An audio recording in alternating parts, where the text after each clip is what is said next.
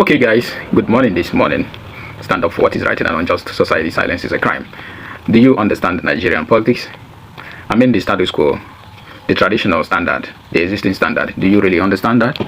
Or are you one of those who jump into any candidate and start liking or supporting him just because of what he says or what he is saying?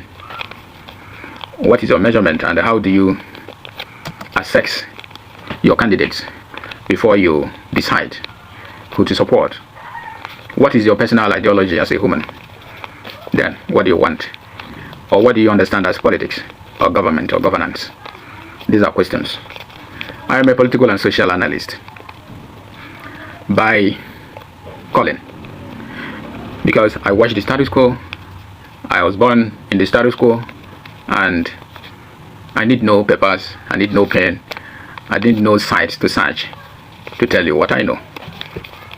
All I need to tell you is from the records. Then you are the one to do the searching, and if you get anything lie, then you come back and tell me that I am lying with your proofs.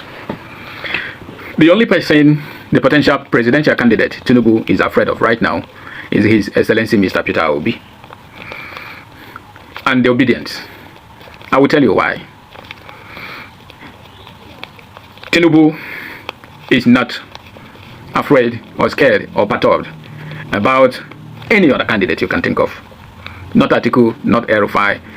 I mean potential candidate, because election hasn't started, the campaign hasn't started, registration and declaration of interest haven't started. So these are potential candidates, likely. The Atikus, in fact any candidate at all you can think of, generally the only potential candidate Tinubu is that scared of, and every other person is that scared of, is His Excellency Mr. Peter Obi and the Obidients. Then now I tell you why Tinubu is not afraid of the rest. Then I will tell you why he is afraid of His Excellency Mr. Peter Obi and the Obedients. Tinubu is not afraid of Erufai, not afraid of Atiku, not afraid of any other person you can think of, because they are all the same. And they were being worked for same masters in the institutions that exist. And they all have likely records of looting, confidential agreement with the heirs in the society, divide and share of lootings and all that. And Tinubu cannot even arrest them.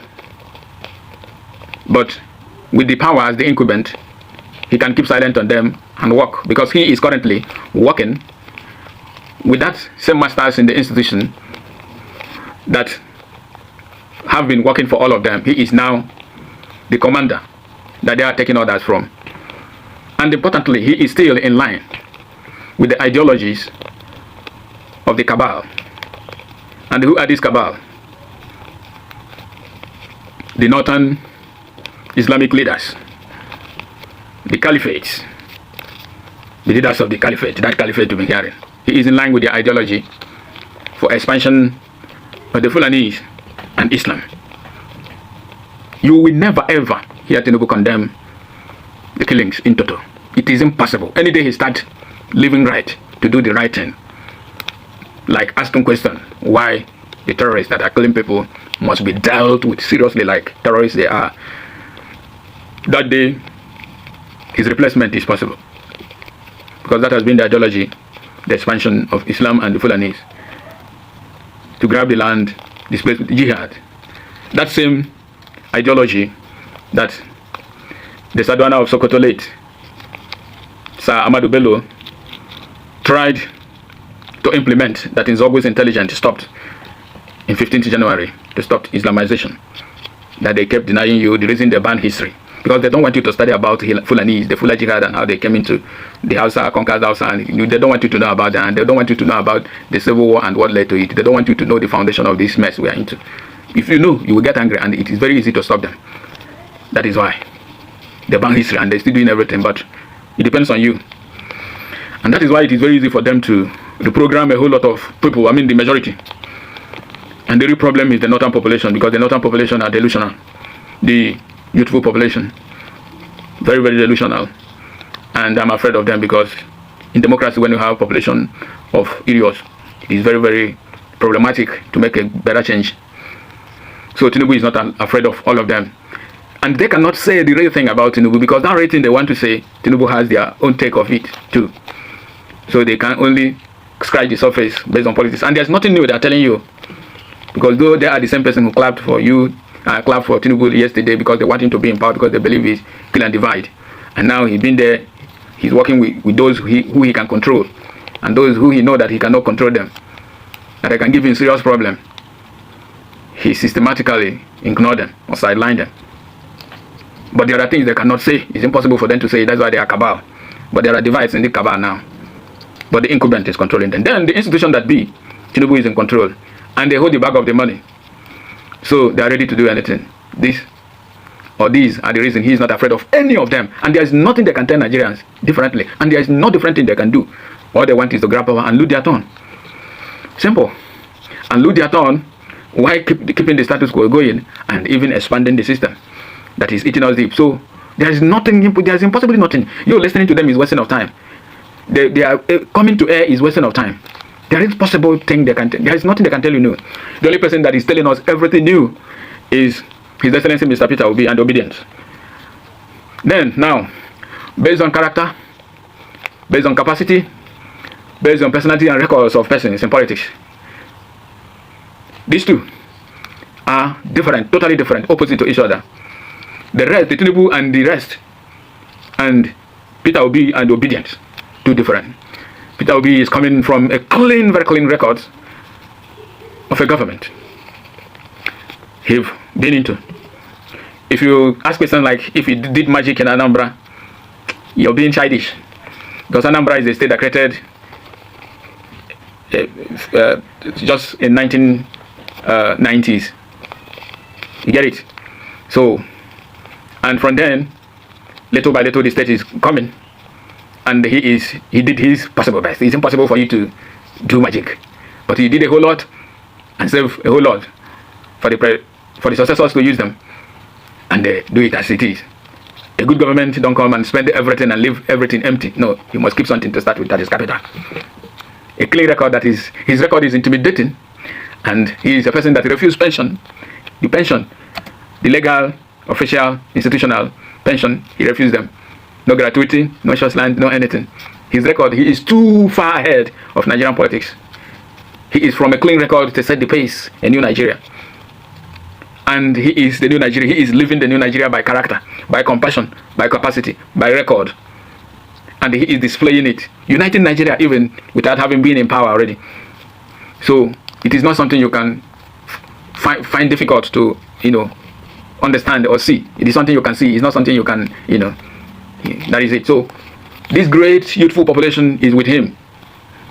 And they are desperate, they are genuinely, organically, and passionately with him, which I am one of, because I stand for what is right and I know what is good. So that is that. It is very simple. But why Tinubu must not and will not, unless nature and Almighty God stopped him, not stop to do anything illegally, violently possible to remain in power 8 years, to loot his turn as much as he can loot and set future lineage of loot, continuous looting in perpetuity. It's only nature or God Almighty can make that difference. If not, I see no factor that is saying otherwise. The only factor that is saying otherwise is those very microscopic few that is asking for reform of the INEC electoral system, and I don't see much forces on that. The Peter for Nigeria, the guy Peter, and the likes of him are the only microscopic group pushing through this, and the rest that are behind the curtain, and the big wigs too that are doing something, but because they are outside the corridor of politics, their efforts seem to be frustrated. INEC is with the bag of the money and ready to keep it and take orders, and bent to frustrate His Excellency Mr. Peter Obi and Obidients. Save this video for tomorrow, for future. Any day, this is how I say it, every day, every time, in every election, even when I have not been active online. My platform is stand up for what is right. I've not been really active here because I do a lot of other things. I do other things. I come here once in a while. I believe by special grace of God, I will dedicate time to this, and I'll be telling us more. Those things but I will simplify it for you to understand without speaking much grammar, without stressing you, without researching and complicating issue to you. I just tell you what you already know in the best language you can understand as a Nigerian in Nigeria. Thank you and God bless you. Save this video for tomorrow. So, recommendations. If every effort we are making is not amounting to INEC reforms, that elections and votes must be electronically transmitted in real time, votes counted in real time, and there are measures to checkmate errors, manipulations, whatever they call network glitches and all over. There are systemic legal process to checkmate them and bring them to account if there is no system like that until the election happens. Forget about it. Forget about whatever you're doing outside that, because you can never uproot a tree from the top. You must bend down and, disassemble the roots and you get it up. You cannot build a house from the air. You must start from the foundation. So it's impossible. Everything you're doing, think about it. Forget. I am an Igbo man. I am born with a problem-solving ideology. It is not something I ask for. It's not something I brag with. It is something inborn in me as a human being. The only reason you and I are breathing, have a little freedom, is because a group of Nigerian youthful military men, engineered by Nzogu from Igbo extraction, stopped the Islamization of Nigeria. The full jihad to Islamize Nigeria in 17th January 1966, as proposed by Ahmadu Bello, who was controlling the then Prime Minister Tafawa Balewa, using Akintola in the west, Adakaboro in the east, and a few others. To stop that and to stop Nigeria steeped in nepotism, to bring in Awolowo, who later betrayed. They sacrificed, despite the sacrifice and the prices the Igbo paid. They remain what they are today. You can never stop them. Igbos are indispensable and irresistible. I am a very proud person to be an Igbo man. Based on record, a very proud person. I respect every other tribe, and I am really proud to be an Igbo, to be identified as an Igbo. Very proud every day. God bless you. God bless Nigeria. If we want to remain one, let us remain.